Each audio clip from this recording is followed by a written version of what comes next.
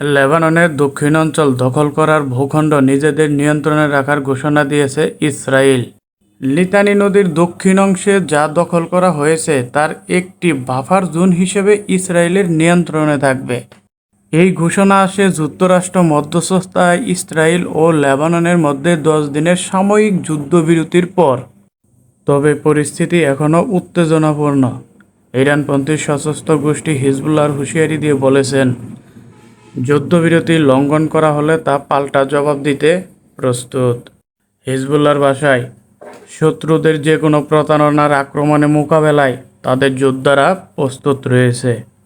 এর আগে মার্কিন প্রেসিডেন্ট ডোনাল্ড ট্রাম্প দুই পক্ষের মধ্যে 10 দিনের যুদ্ধবিরতির ঘোষণা করেন এবং শান্তি বজায় রাখার আহ্বান জানান। তবে যুদ্ধবিরতির ঘোষণার ঠিক আগে দক্ষিণ লেবাননে ইসরায়েলের বিমান হামলায় কমপক্ষে 13 জন নিহত এবং 35 জন আহত হন।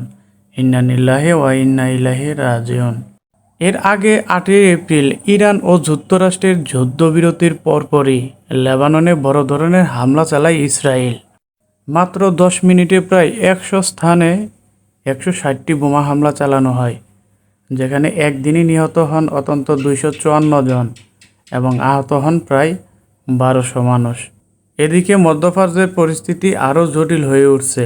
হরমুজ প্রণালী নিয়েও টান উত্তেজনা চলছে। প্রথমে হরমুজ প্রণালী খুলে দিলেও মার্কিন নৌ অবরোধ না ওঠায় আবারও তা বন্ধের ঘোষণা দিয়েছে ইরান। চলমান ইরান যুক্তরাষ্ট্র যুদ্ধবিরতির মেয়াদ শেষ হতে যাচ্ছে আগামী 22 এপ্রিল। এর মধ্যেই 20 এপ্রিল পাকিস্তানে দ্বিতীয় দফায় উচ্চ পর্যায়ে শান্তির আলোচনা হওয়ার কথা রয়েছে। যদিও এর আগে 21 ঘন্টার বৈঠক কোনো বড় ধরনের সমঝোতা ছাড়াই শেষ হয়েছিল, তবুও আলোচনা প্রক্রিয়া এখনও চালু রয়েছে, যা কিছু একটা আশার আলো দেখাচ্ছে। সব মিলিয়ে মিডল ইস্টের এই পরিস্থিতি এখনও অনিশ্চিত এবং উত্তেজনাপূর্ণ। যাই হোক, পরবর্তী আপডেট জানার জন্য আমাদের সাথেই থাকুন।